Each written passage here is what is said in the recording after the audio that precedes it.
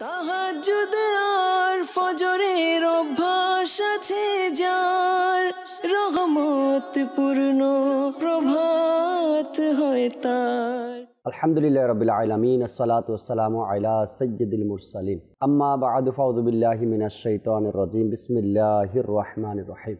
আসসালাতু ওয়াসসালামু আলাইকা ইয়া রাসূলুল্লাহ ওয়া আলা আলিকা ওয়া আসহাবিকা ইয়া হাবিবাল্লাহ। আসসালাতু ওয়াসসালামু আলাইকা ইয়া নবিয়াল্লাহ ওয়া আলা আলিকা ওয়া আসহাবিকা ইয়া নূরাল্লাহ।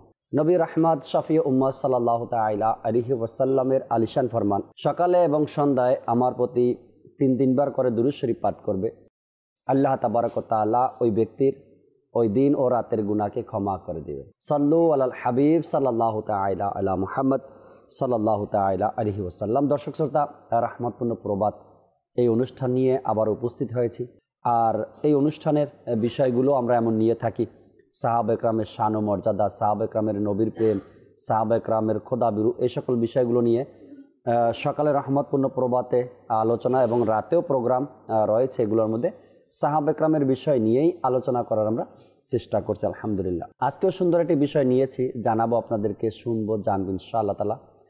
যেহেতু জুনাইদ ভাই আমাদের সাথে রয়েছেন আর আমাদের অনুষ্ঠানের একটা সিস্টেম রয়েছে, আমরা শুরুতেই হামদে বারি তাআলা শুনি, আবার কখনো কোরআনে পাকের তেলাওয়াত শোনানোর চেষ্টা করি, এরপরে টপিক জানিয়ে আপনাদেরকে আমরা নাতে রসুল, এরপরে মোবাল্লিগে দাওয়াত ইসলাম থেকে আমরা আলোচনা শ্রবণ করে থাকি। আজকে ইনশাআল্লাহ তাআলা জুনাইদ ভাইয়ের মাধ্যমে আমরা হামদে বারি তাআলা শুনবো শুরুতে, এরপরে আজকের যে বিষয় আপনাদেরকে নিয়েছি এই বিষয় সম্পর্কে আপনাদেরকে জানানোর চেষ্টা করব। আমরা আজকের অনুষ্ঠানের শুরুতে জুনাইদ ভাইয়ের কাছে আসবো, হামদে বারি তাআলা শুনি ভালো ভালো নিয়ত সহকারে, এরপরে বিষয় আপনাদেরকে জানাবো। সাল্লু আলাল হাবিব সাল্লাল্লাহু তাআলা আলা মুহাম্মদ সাল্লাল্লাহু তাআলা আলাইহি ওয়াসাল্লাম। সাল্লি আলা রাসূলিনা সাল্লি আলা মুহাম্মাদিন সাল্লি আলা নবিয়িনা সাল্লি আলা মুহাম্মাদিন। हम भी मदीने जाएंगे, हम भी मदीने जाएंगे, आज नहीं तो कल सही प्यारे आका हमें बुलाएंगे,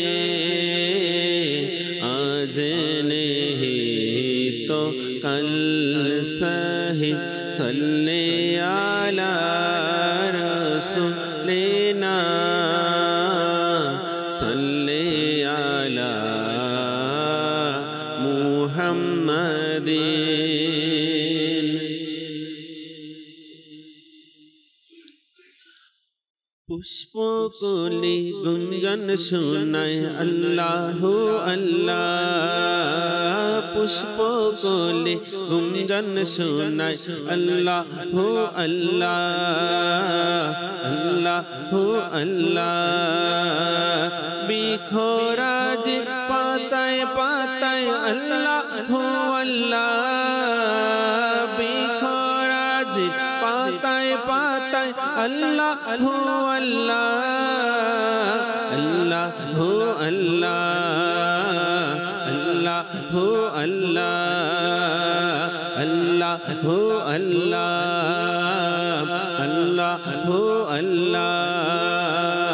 अल्लाह अल्लाह अल्लाह ला इलाहा इल्लाह अल्लाह अल्लाह अल्लाह ला इलाहा इल्लाह।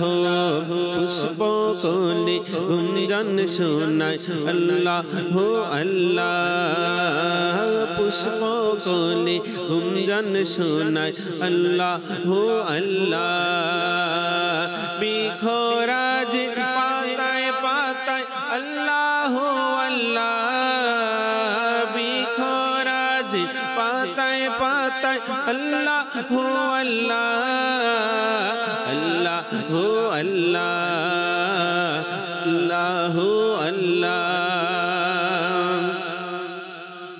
গগন পানে মেঘমালায় আল্লাহু আল্লাহ গগন পানে মেঘমালায় আল্লাহু আল্লাহ পর্বতের চূড়ায় চূড়ায় আল্লাহু আল্লাহ পর্বতের চূড়ায় চূড়ায় আল্লাহু আল্লাহ আল্লাহু আল্লাহ আল্লাহু আল্লাহ আল্লাহু আল্লাহ আল্লাহু আল্লাহ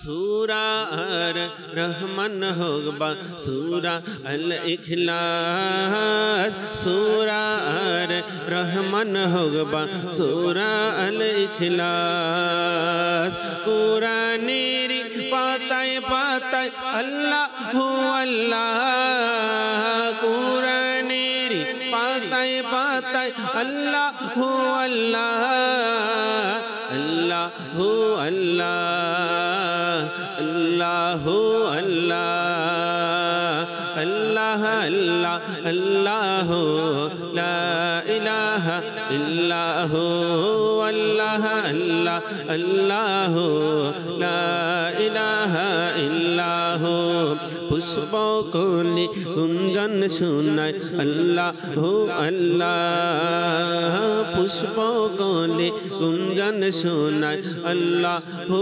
আল্লাহ বিখরাজ পাতায় পাতায় আল্লাহু আল্লাহ বিখরাজ পাতায় পাতায় আল্লাহু আল্লাহ আল্লাহু আল্লাহ আল্লাহু আল্লাহ আল্লাহু আল্লাহ আল্লাহু আল্লাহ আল্লাহু আল্লাহ আল্লাহু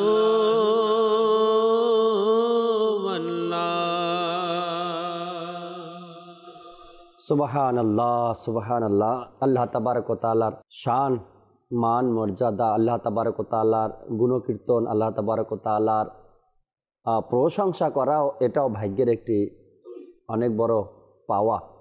আল্লাহ তাআলা যাকে তৌফিক দান করে, আল্লাহ তাআলা যাকে দয়া করে, একমাত্র সেই পারে আল্লাহ তাবারক ওয়া তাআলার শান, আল্লাহ তাবারক ওয়া তাআলার গুণকীর্তন করতে, আল্লাহ তাআলার প্রশংসা করতে। এটা ভাগ্যের একটা অনেক বড় পাওয়া।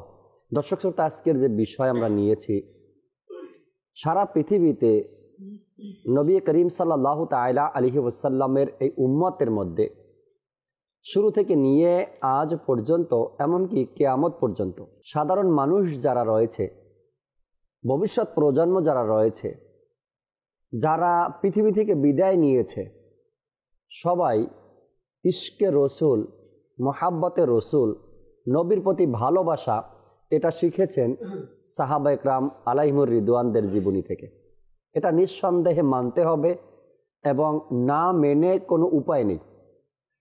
এখন বর্তমানে যত আলিম বলেন, পীর মাশায়েখ বলেন, যত আবিদ বলেন, আফতাল বলেন, যাই বলেন না কেন, তারা নবীর প্রেম শিখেছে সাহাবা একরামের জীবনী অধ্যয়ন করে, হাদিসে মোবারকা পাঠ করেই নবীর প্রেম শিখেছে। সিদ্দিকে আকবর রাদিয়াল্লাহু তাআলা আনহু কেমন ভালোবাসতেন নবীকে, ফারুক আজম রাদিয়াল্লাহু তাআলা আনহু কেমন ভালোবাসতেন নবীকে, ওসমানে গনি রাদিয়াল্লাহু তাআলা আনহু কেমন ভালোবাসতেন নবীকে, আলী রাদিয়াল্লাহু তাআলা আনহু কেমন ভালোবাসতেন নবীকে, আশারায়ে মুবাশশারা কেমন ভালোবাসতেন, আহলে সুফফাগণ কেমন ভালোবাসতেন, আনসারগণ কেমন ভালোবাসতেন। অর্থাৎ এক এক ব্যক্তির, এক এক সাহাবীর ভালোবাসা যখন উম্মতে মুহাম্মাদি পাঠ করে, অধ্যয়ন করে, তখন তাদের মধ্যে নবীর প্রেম আরও বাড়তে থাকে, হৃদয়ের মধ্যে নবীর ভালোবাসা আরও বাড়তে থাকে। আর সেই সকল সত্তাদের ভালোবাসা কেমন ছিল, নবীর প্রতি প্রেম কেমন ছিল, ভালোবাসা কেমন ছিল তাদের, আর সেটা অনুসরণ করে করে আজ এত বছর পর্যন্ত তারপর মনে হয় এখনও তাজা আছে, সেই ভালোবাসাগুলো এখনও একদম ফ্রেশ আছে যখন আমরা অধ্যয়ন করি। আজকের বিষয়টা এমন নিয়েছি দর্শক শ্রোতা, সাহাবা একরাম আলাইহিমুর রিদওয়ানের নবী প্রেম সাল্লাল্লাহু আলাইহি ওয়াসাল্লাম, অর্থাৎ তাদের যে ভালোবাসা ছিলেন, তাদের যে প্রেম ছিলেন নবীর প্রতি, এই বিষয়গুলো নিয়ে আজকে আমরা আলোচনা করব। আর কোরআনে পাকেও আল্লাহ তাবারক ওয়া তাআলা এ বিষয়ে আয়াতে কারিমা নাজিল করেছেন, সাহাবা একরাম নবীকে কেমন ভালোবাসছেন। আর কতটুকু ভালোবাসতেন, কেমন ছিল ভালোবাসা। হাদিসে পাক যদি আমরা অধ্যয়ন করি, সাহাবা একরামের ভালোবাসার উদাহরণ আমরা দেখি হাদিসে পাকের মধ্যে। আচ্ছা, তাবেঈনগণ যারা, ওলামা একরামগণ যারা, পীর মাশায়েখ যারা, ইমামগণ যারা, তারা কিন্তু নিজের কিতাবের মধ্যে এর উদাহরণ দেন। দেখো সাহাবা একরাম কেমন ভালোবাসতেন নবী করিম সাল্লাল্লাহু তাআলা আলাইহি ওয়াসাল্লামকে। তো এই যে সাহাবা একরাম আলাইহিমুর রিদওয়ানের নবী প্রেম যে রয়েছে, এটা যতক্ষণে আমরা ভালো মতো অধ্যয়ন করব না, ভালো মতো এটাকে নিয়ে ভাবতে পারবো না, ততক্ষণ আমাদের অন্তরেও ভালোবাসা কতটুকু আর আসবে। দেখেন, নবীকে ভালোবাসতে হবে সাহাবা একরামের জীবনী অধ্যয়ন করে, কেমন ভালোবাসা তাদের মধ্যে ছিল। নবী সাল্লাল্লাহু আলাইহি সাল্লামের প্রতি আদব কেমন দেখাতে হবে সাহাবা একরামের জীবনী অধ্যয়ন করে, সেটা আমাদেরকে জানতে হবে। আজকের যে বিষয় নিয়েছি, আশা রাখি ইনশাআল্লাহ তাআলা অনেকগুলো বিষয় আমাদের সামনে স্পষ্ট হয়ে যাবে। হুজুর আকরাম সাল্লাল্লাহু আলাইহি সাল্লামকে ভালোবাসার বিষয় যেটা আমরা দেখতে পাই বা দেখি বা শুনি ইনশাআল্লাহ তাআলা। শুরুতে আমরা রাফি ভাইয়ের কাছে আসবো, আজকের বিষয় নিয়ে কিছু কথা শুনি, এরপর ইনশাআল্লাহ তাআলা নাতে রসুল মকবুল সাল্লাল্লাহু আলাইহি সাল্লাম আপনাদেরকে শোনাবো। মাইনুদ্দিন ভাই আমাদের সাথে রয়েছেন, ইনশাআল্লাহ তাআলা তার থেকেও মাদানী ফুলগুলো আমরা শোনার চেষ্টা করব। আপনাদের কল SMS আমরা শুনবেন ইনশাআল্লাহ তাবারাক ওয়া তাআলা। রাফি ভাই, আজকের বিষয় সাহাবা একরামের নবী প্রেম, কেমন ছিল তাদের ভালোবাসা, কেমন ছিল তাদের প্রেম, আর যেটা হাদিসে মোবারকার মধ্যে ওলামা আহলে সুন্নাতের জবানে, পীর মাশায়েখের জবানে, আর 1000 বছর পরেও এখনও তরুতাজা আছে সেই ভালোবাসা। যখনই অধ্যয়ন করি আশেকে রসুলের চোখ থেকে পানি ঝরে, মনে হয় এখনই মাত্র ঘটেছে ঘটনাগুলো, এমন লাগে মনে হয় 1000 বছর পরেও। কি বলবেন আজকের দর্শকের উদ্দেশ্যে? আলহামদুলিল্লাহ, সর্বশ্রেষ্ঠ জাতি হিসাবে আমরা মানুষ আছি, আল্লাহ তাআলা আমাদেরকে সর্বশ্রেষ্ঠ হিসেবে ঘোষণা দিয়েছেন। তার মাঝে আল্লাহ তাআলা নবী আলাইহিস সালামদেরকে শ্রেষ্ঠ হিসাবে ঘোষণা দিয়েছেন। এর মাঝে আবার রাহমাতুল লিল আলামিন শাফিউল মুজনবিন হুজুরপুর নূর সাল্লাল্লাহু আলাইহি সাল্লাম সর্বশ্রেষ্ঠ, আর ওনার উম্মতের মধ্যে সর্বশ্রেষ্ঠ হচ্ছেন সাহাবায়ে কেরাম আলাইহিমুর রিদওয়ান।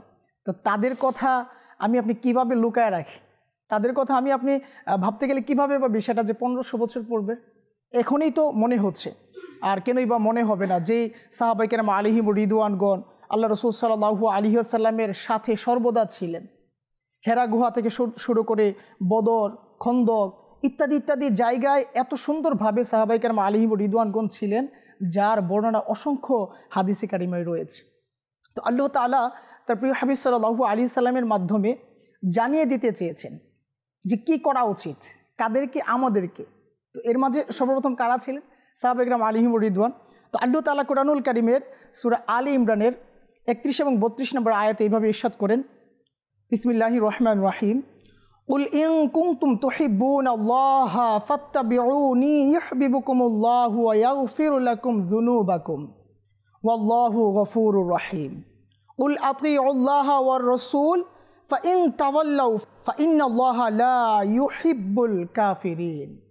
যার অনুবাদ যে মহান আল্লাহ তাআলা বলেন যে বলুন হে হাবিব, আপনি বলুন যদি তোমরা আল্লাহকে ভালোবাসো তাহলে আমাকে অনুসরণ করো, যাতে আল্লাহ তাআলা তোমাদেরকে ভালোবাসেন এবং তোমাদের পাপগুলোকে মোচন করে দেয়। তো এইভাবে যখন আল্লাহ তাআলার প্রিয় হাবিব সাল্লাল্লাহু আলাইহি সাল্লাম কাউকে সম্বোধন করবেন, কারো দিকে ডিরেক্টলি যখন ডাক দিবেন, তখন একজন পার্সন কিভাবে তার ডাকে সাড়া না দিয়ে থাকতে পারে? আর যারা সাড়া দিয়েছেন তারাই তো সাহাবায়ে কেরাম আলাইহিমুর রিদওয়ান।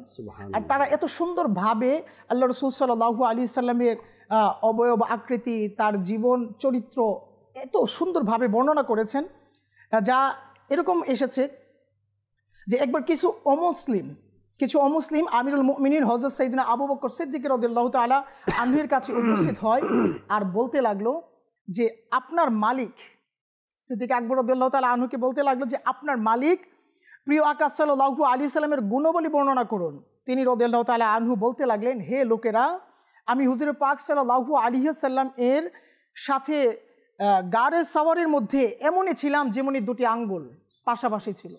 আমি ওনার সাথে এমন অবস্থায় ছিলাম, ওনার সাথে আমি সফর করেছি, ওনার সাথে আমি সময় অতিবাহিত করেছি, কিন্তু আমি হয়তো পুরো অবয়বটা সুন্দরভাবে বর্ণনা করতে পারবো না। আল্লাহ আল্লাহ আল্লাহ, এত কাছাকাছি থাকার পরেও কি আমার দ্বারা আল্লাহ রাসূল সাল্লাল্লাহু আলাইহি সাল্লামের হুসনি আখলাক বর্ণনা করা সম্ভব না। তো তোমরা এক কাজ করো, তোমরা আলিউল মুর্তাদা কাদামাল্লাহু তাআলা ওয়াজহুল কারীমের দিকে চলে যাও। সুবহানাল্লাহ। উনি ওনার চাচাতো ভাইও তো বটে, উনি হয়তো অনেক সুন্দরভাবে এই আলোচনাগুলো করতে পারবেন। তখন ওই লোকেরা চলে গেল আমিরুল মুমিনিন হযরত সাইয়েদনা আলিউল মুর্তদা শের খুদা কাদামাল্লাহু তাআলা আলাইহির দরবারে। তখন উপস্থিত হয়ে তার আরজ করতে লাগলো যে হে আবুল হাসান, আপনার চাচার ছেলে অর্থাৎ প্রিয় আকা সাল্লাল্লাহু আলাইহি ওয়াসাল্লাম এর গুণাবলী বর্ণনা করুন। তখনই তিনি রাদিয়াল্লাহু তাআলা আনহু বলতে লাগলেন যে রাসূল পাক সাল্লাল্লাহু আলাইহি সাল্লাম না খুব লম্বা ছিলেন, না খুব বেটে আকৃতির ছিলেন, উনি মধ্যম আকৃতির ছিল, মধ্যমের চাইতে একটু উঁচু ছিল। রং মুবারক সাদা ছিল, যাতে লাল রং মিশ্রিত ছিল। জুলফি মুবারক খুব বেশি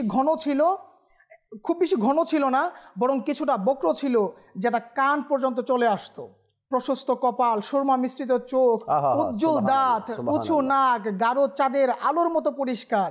যখন চলতেন খুব সুদৃঢ়ভাবে পা ফেলতেন, যেমনি উপর থেকে নিচে নামে।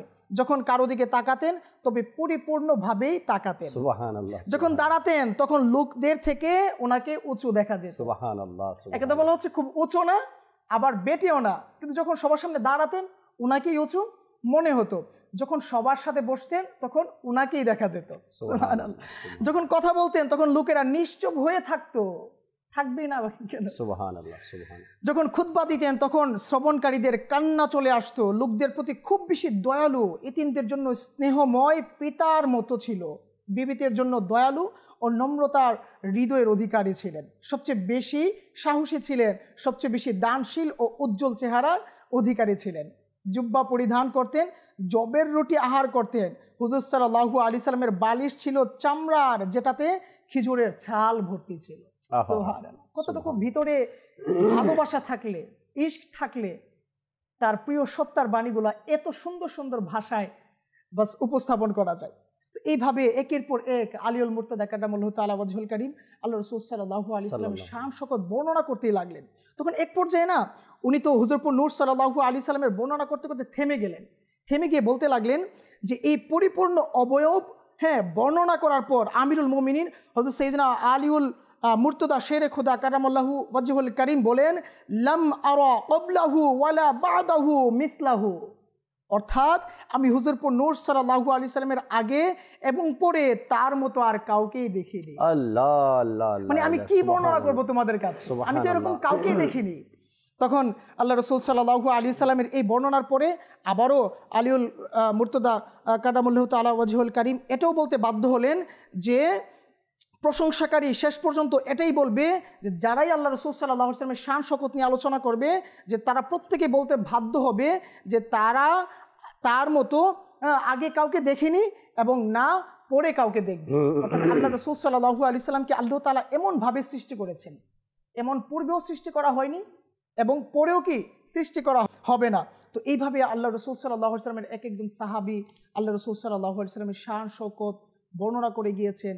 তার সময়ে তার প্রত্যেকটা কদমে কদমে তাকে অনুসরণ করার চেষ্টা করেছেন। এইভাবে আর এভাবেই ভালোবাসা প্রকাশ পায়। যখন কোনো ব্যক্তি কারো প্রশংসা করে, যার ব্যাপারে আলোচনা করে, যতটুকু সে সুন্দর মতো বলে, তার বলার মাধ্যমেই তার ভালোবাসাটা প্রকাশ পায়। যদি কোনো ব্যক্তি কেবলা শাইখে তরিকাত আমির আহলে সুন্নাতকে সরাসরি দেখে, তার বলার ধরন দেখে, বলার মধ্যে যে একটা আবেগ থাকে, সে আবেগটা থেকেই বোঝা যায় যে এই ব্যক্তি কতটুকু কাছ থেকে দেখেছে এবং তার মধ্যে কেমন একটা ভালোবাসা তৈরি হয়েছে। অর্থাৎ বর্ণনাকারীর বর্ণনা থেকেই বোঝা যায় যে তার মধ্যে কতটুকু ভালোবাসা জন্মিয়েছে আর কতটুকু ভালোবাসতেন। তার পাই টু পাই তার মাথার মধ্যে বসে গেছে এবং সে সেটা এমনভাবে মুখস্থ করে রেখেছে, বলার মতো বলার সময় স্পষ্টভাবে বলা শুরু করে দিয়েছেন। আমরা অনুষ্ঠানে নাতে রসুল মকবুল সাল্লাল্লাহু তাআলা আলাইহি ওয়াসাল্লাম ম্যাট করবো। এরপরে মাইনুদ্দিন ভাই আমাদের সাথে আছেন, আমরা তার থেকেও কিছু কথা শুনবো ইনশাআল্লাহ তাআলা। সাল্লু আলাল হাবিব সাল্লাল্লাহু তাআলা আলা মুহাম্মদ সাল্লাল্লাহু তাআলা আলাইহি ওয়াসাল্লাম। ভালোবাসি ভালোবাসি প্রিয় নবীকে, ভালোবাসি ভালোবাসি প্রিয় নবীকে, প্রিয় নবীকে, প্রিয় নবীকে। আমরা আল্লাহ আর নবীকে ভালোবাসি, আমরা আল্লাহ আর নবীকে ভালোবাসি। হ্যাঁ, আমরা আল্লাহ আর নবীকে ভালোবাসি, তাই তোমরা জান্নাতের অধিকারী, তোমরা জান্নাতেরই অধিকারী ভালোবাসি ভালোবাসি প্রিয় নবীকে ভালোবাসি ভালোবাসি প্রিয় নবীকে প্রিয় নবীকে প্রিয় নবীকে আবু বকর উমর উসমান আলী হ্যাঁ আবু বকর উমর উসমান আলী সব সাহাবীকে মোরা ভালোবাসি সব সাহাবীকে মোরা ভালোবাসি বলো ভালোবাসি ভালোবাসি প্রিয় নবীকে ভালোবাসি ভালোবাসি প্রিয় নবীকে প্রিয় নবী হাসান হোসেন ফাতেমা আলী প্রিয় নবী হাসান হোসেন ফাতেমা আলী পাক পাঞ্জা তমকে মোরা ভালোবাসি নবীর আওলাদকে মোরা ভালোবাসি ভালোবাসি ভালোবাসি প্রিয় নবীকে ভালোবাসি ভালোবাসি প্রিয় নবীকে গৌসুল আজম আব্দুল কাদের জিলানী হ্যাঁ গৌসুল আজম আব্দুল কাদের জিলানী খাজা বাবা মঈনুদ্দিন আজমেরি আলা হযরত আহমদ রাজা বেরেলি হ্যাঁ আলা হযরত আহমদ রাজা বেরেলি হ্যাঁ শাহজালাল শাহ পরান ইয়ামিনী শাহজালাল শাহ পরান ইয়ামিনী সবাই বলে মদিনা মোদের রাজধানী সবাই বলে মদিনা মোদের রাজধানী বলো ভালোবাসি ভালোবাসি প্রিয় নবীকে ভালোবাসি ভালোবাসি প্রিয় নবীকে আমরা আল্লাহ আর নবীকে ভালোবাসি আমরা আল্লাহ আর নবীকে ভালোবাসি তাই তোমরা জান্নাতেরই অধিকারী তাই তোমরা জান্নাতেরই অধিকারী ভালোবাসি ভালোবাসি প্রিয় নবীকে ভালোবাসি ভালোবাসি প্রিয় নবীকে নবীকে ভালোবাসা ঈমানের দাবি হ্যাঁ নবীকে ভালোবাসা ঈমানের দাবি হ্যাঁ নবীকে ভালোবাসা ঈমানের দাবি অটল ছিলেন তাতে নবীর সাহাবী হ্যাঁ অটল ছিলেন তাতে নবীর সাহাবী তাই তোমরা নূর নবীকে ভালোবাসি তাই তোমরা নূর নবীকে ভালোবাসি ভালোবাসি ভালোবাসি প্রিয় নবীকে ভালোবাসি ভালোবাসি প্রিয় নবীকে যারা চাও আখিরাতের কামিয়াবি যারা চাও আখিরাতের কামিয়াবি যারা চাও আখিরাতের কামিয়াবি এসো এসো ডাক দিয়েছে দাওয়াত ইসলামী এসো এসো ডাক দিয়েছে দাওয়াত ইসলামী ভালোবাসি ভালোবাসি প্রিয় নবীকে ভালোবাসি ভালোবাসি প্রিয় নবীকে আমরা আল্লাহ আর নবীকে ভালোবাসি আমরা আল্লাহ আর নবীকে ভালোবাসি তাই তোমরা জান্নাতেরই অধিকারী অধিকারী, তাই তো মোরা জান্নাতের অধিকারী। ভালোবাসি ভালোবাসি প্রিয় নবীকে, ভালোবাসি ভালোবাসি প্রিয় নবীকে। মাশাআল্লাহ মাশাআল্লাহ। আলোচনা শুনছিলাম আমরা সাহাবা ইকরাম আলাইহিমুর রিদওয়ানদের নবীর প্রতি ভালোবাসা কেমন ছিল। উদাহরণ যদি আমরা দেখি সিদ্দিক আকবর, আল্লাহু আকবার, আল্লাহু আকবার, উরুস মুবারক নিয়ে আজকের এই প্রোগ্রাম। জি, সিদ্দিক আকবর রাদিয়াল্লাহু তাআলা আনহুর ভালোবাসা পৃথিবীর জমিনে এক উদাহরণ হয়ে থাকবে, সারা বিরল জীবনের জন্য উদাহরণ হয়ে থাকবে। এমন ভালোবাসা অন্য দ্বিতীয় কারো জীবনীতে আপনি পাবেন না। সিদ্দিক আকবর রাদিয়াল্লাহু তাআলা আনহুর যে ভালোবাসা ছিল, না হয়তো যেদিন তিনি শুনছেন হুজুর সাল্লাল্লাহু আলাইহি সাল্লাম বললেন আমি হিজরতে যাব, সুবহানাল্লাহ, আবু বকর সিদ্দিক তোমাকে নিয়ে আমি হিজরতে যাব, এরপর থেকে সিদ্দিক আকবর রাদিয়াল্লাহু তাআলা আনহু এক রাতও বিছানায় আরাম করেন, বালিশের সাথে মাথা লাগাননি। আল্লাহু আকবার। আজকে রাতেই আমার নবী বলবেন ডাক এসে যায় নবীর দরবার থেকে। দিনের বেলায় তো হুজুর সাল্লাল্লাহু আলাইহি সাল্লামের সাথেই থাকে সাহাবা ইকরাম আলাইহিমুর রিদওয়ান। যখন আরামের সময় হয় তখন তো আর সাথে থাকেন না, আরামে চলে যান সবাই। তো দিনের বেলায় যখনই বলবে সিদ্দিক আকবর চলো হিজরতে এখনই বের হব, তখন তো ফট করে বের হয়ে যেতে পারবে। যদি রাতের বেলায় ঘুমিয়ে পড়ে আর ওই সময় যদি নবী করিম সাল্লাল্লাহু আলাইহি সাল্লাম ডাক দেন হিজরতে যাওয়ার জন্য, যদি দেরি হয়ে যায়, এই সকল কথা চিন্তা ভাবনা করে করে সিদ্দিক বর্ণনাকারী বলেন প্রায় 6 মাসের মতো সুবহানাল্লাহ, আল্লাহু আকবার, সিদ্দিক আকবর রাদিয়াল্লাহু তাআলা আনহু আরাম করেননি। আমার নবী সাল্লাল্লাহু আলাইহি সাল্লামের সেই ডাকের অপেক্ষায় ছিলেন, আমার নবী কখন আমাকে ডাক দিবেন হিজরতে যাওয়ার জন্য।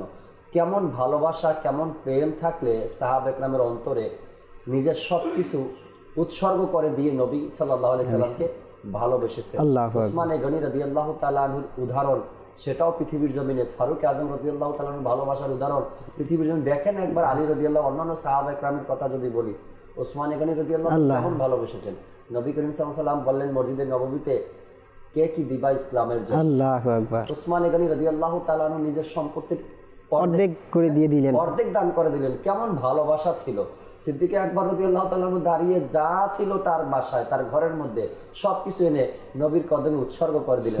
ভালোবাসা, প্রেম কেমন হয়ে থাকে আর কতটুকু হয়ে থাকে, সাহাবা ইকরামের এই সকল ঘটনাগুলো যখন আমরা দেখি তখন বোঝা যায়। আচ্ছা, এরপরে হুজুর সাল্লাল্লাহু আলাইহি সাল্লামের এক তো ভালোবাসা, দ্বিতীয়ত তার হুকুমগুলো মান্য করা, আদেশগুলো পালন করা। যখনই যাকে যে অবস্থাতেই বলেছেন যে যাও তুমি অমুক দেশের গভর্নর হয়ে, তুমি এখানে হিজরত প্রধান হয়ে কাজ করো, গিয়ে দাওয়াত দাও, গিয়া ইসলামের দাওয়াত প্রচার করো, সেখানে গিয়ে সাহাবা ইকরাম সেখানে চলে গেছেন। আজ যদি আমরা ইতিহাস দেখি মাইনুদ্দিন ভাই, জান্নাতুল বাকিতে মাত্র বলা হয় 10,000 সাহাবীদের মাজার শরীফ রয়েছে। আর বাকিরা কোথায়? লক্ষ লক্ষ সাহাবী কোথায়? পৃথিবীর আনাচে কানাচে ছড়িয়ে ছিটিয়ে গিয়েছে। নবী করিম সাল্লাল্লাহু আলাইহি সাল্লামের আদেশ, নবী করিম সাল্লাল্লাহু আলাইহি সাল্লামের হুকুমকে পালন করতে গিয়ে তারা ছড়িয়ে ছিটিয়ে ইসলামের পতাকাকে বুলন্দ করার জন্য, এই সুশান্তি, ইসলামের এই দাওয়াত প্রচার প্রসার করার জন্য তারা সেখানে চলে গেছে। ভালোবাসা, ভালোবাসা, ভালোবাসা, তাই না?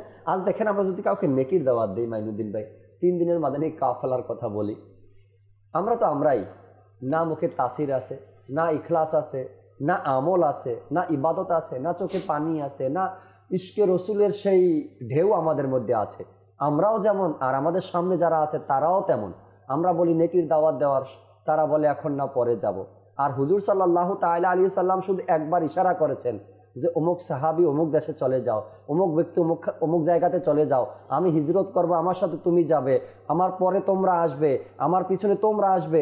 এভাবে করে আমার নবী সাল্লাল্লাহু আলাইহি সাল্লাম শুধু একবার ইরশাদ করেছেন, তো সেখানে ফানা হয়ে গিয়েছে সাহাবা একরাম আলাইহিম। জাকির ভাই মাশাআল্লাহ, শুধু তো একটা হিজরত তো করেছেন, আরো বড় কুরবানি। মানুষের জীবনের সবচেয়ে যে মূল বিষয়গুলো থাকে এর মধ্যে একটা হচ্ছে যে জীবন যখন অতিবাহিত, মানে বিয়ে, ফ্যামিলি যখন আমরা বিয়ে করি, সাহাবায়ে কেরাম আলাইহিম রিদওয়ানদের জীবনীতে এটাও পাওয়া যায় যে বিয়ের রাত্রিতে বিয়ের কথা চলছে, ওই সময়ে যুদ্ধের জন্য, দিন ইসলামের জন্য যুদ্ধের যখন ডাক এসেছে, সাহাবায়ে কেরাম আলাইহিম রিদওয়ান সেখানেও হাজির হয়ে গিয়েছে। জি জি জি, ঘরে নববধূ রেখে, আল্লাহু আকবার, যে ঘরে নববধূ, যে যুদ্ধ থেকে আমি ফিরে আসবো কিনা কোনো নাই, গ্যারান্টি নাই, আশা নেই, কিন্তু সেখানেও তো এখানে দুই পক্ষই কিন্তু, ঘরে যারা আছে ফ্যামিলি নববধূ তারাও সবর, তারাও বাধা দেয়নি, কেননা নবীর ডাক এসেছে এখানে, নবীর ডাক এসেছে এখানে, তারাও কিন্তু আসলে ভালোবাসা, সাহাবি সাহাবিয়াত সবার অন্তরেই ভালোবাসা এমন ছিল যে ডাক আসছে, যেটা মাইনুদ্দিন ভাই বললেন যে ডাক আসছে নবী করিম সাল্লাল্লাহু আলাইহি সাল্লামের পক্ষ থেকে, যে যেই অবস্থাতেই ছিল, যে যেই অবস্থাতেই ছিল সেই অবস্থাতেই সাহাবা একরাম আলাইহিম রিদওয়ান লাব্বাইক বলেছেন। সে সাহাবি হোক বা সাহাবিয়াত হোক, যারাই হোক তারা লাব্বাইক বলেছেন আমার নবীর ডাকে, সেটা যে পর্যাতেই তারা থাকুন। ভালোবাসার এক বহির প্রকাশ হয়ে থাকে, ভালোবাসার এক বহির প্রকাশ হয়ে থাকে।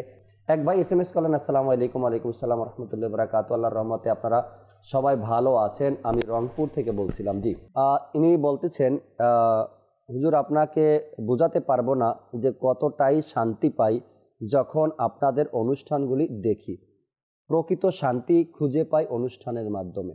জি মাইনুদ্দিন ভাই। তো নিঃসন্দেহে আল্লাহ তাআলার প্রিয় নবী সাল্লাল্লাহু আলাইহি সাল্লামের প্রতিটি সাহাবায়ে কেরাম আলাইহিম রিদওয়ান ছিলেন নবী পাক সাল্লাল্লাহু আলাইহি সাল্লামের ভালোবাসা শিখত পুরো বিবর। তারা ছিলেন ওই মহান ব্যক্তিত্ব যাদের জীবনের প্রতিটি সময় প্রতিটি ক্ষণ নবী পাক সাল্লাল্লাহু আলাইহি সাল্লামের দরবারে কুরবানকৃত, এবং তাদের রক্তের বিনিময়ে আজ ইসলামের ঝান্ডা সারা দুনিয়াতে উত্তোলিত হয়েছে আলহামদুলিল্লাহ। আর তাদের মধ্যেই যদি আমরা বলি সর্বশ্রেষ্ঠ হচ্ছে সিদ্দিক আকবর রাদিয়াল্লাহু তাআলা আনহু। তো আসুন আমরা মাদানী চ্যানেল দর্শক শ্রোতারা যে সিদ্দিক আকবর রাদিয়াল্লাহু তাআলা আনহু কেমন নবী প্রেম ছিল এ ব্যাপারে একটি ঘটনা শ্রবণ করি। ইসলামের প্রথম যুগে যখন নবী পাক সাল্লাল্লাহু তাআলা আলাইহি সাল্লাম ইসলামের দাওয়াত, দ্বীনের দাওয়াত, সত্য কলিমার দাওয়াত দিতে থাকলেন, ওই সময়ে কিছু মুশরিক অমুসলিম সিদ্দিক আকবর রাদিয়াল্লাহু তাআলা আনহুর দরবারে আসলেন যে তোমার বন্ধু, তুমি যার সাথে চলাফেরা করো সে তো এক আল্লাহ তাআলার দাওয়াত দিচ্ছেন, দিন ইসলামের দাওয়াত দিচ্ছেন, তার রিসালাতের ঘোষণা দিচ্ছেন, তো তুমি এটা কিভাবে নিচ্ছ? সে কি পাগল হয়ে গেল? মাআযাল্লাহ এভাবে বলছিলেন, আল্লাহ তাআলার পানা। তো সিদ্দিক আকবর রাদিয়াল্লাহু তাআলা আনহুর জবাব কি আসলো? সুবহানাল্লাহ, যে তিনি বললেন আমার বন্ধু বলেছে, মুহাম্মদ সাল্লাল্লাহু তাআলা আলাইহি ওয়াসাল্লাম বলেছেন? সুবহানাল্লাহ। বলছেন হ্যাঁ বলেছেন, এটাই তো বলছেন, আমরা এটাই শুনছি।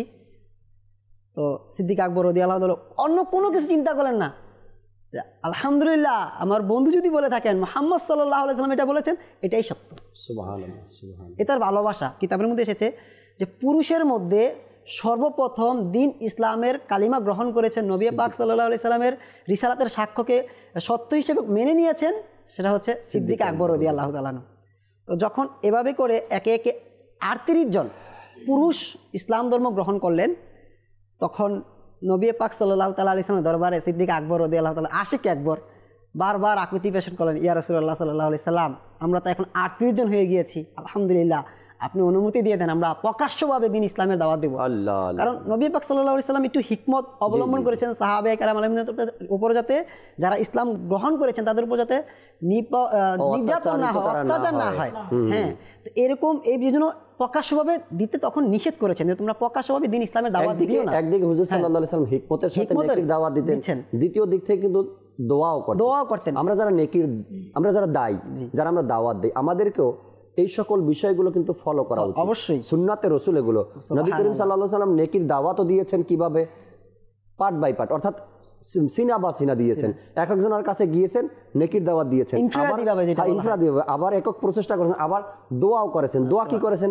হে আল্লাহ তুমি ফারুক আজমকে ইসলামের জন্য কবুল করেন। সুবহানাল্লাহ, সুবহানাল্লাহ। দোয়াও করা উচিত আমাদের। কিন্তু জাকির যেটা বলছিলাম, তখন যখন 38 জন হলো, তো সিদ্দিক আকবর রাদিয়াল্লাহু তাআলা আনহু নবী পাক সাল্লাল্লাহু আলাইহি সাল্লামের দরবারে আরজ করলেন, ইয়া রাসূলুল্লাহ আপনি অনুমতি দেন, আমরা প্রকাশ্যভাবে দিন ইসলামের দাওয়াত দেবো, আমাদের ইবাদতগুলো প্রকাশ্যভাবে করব।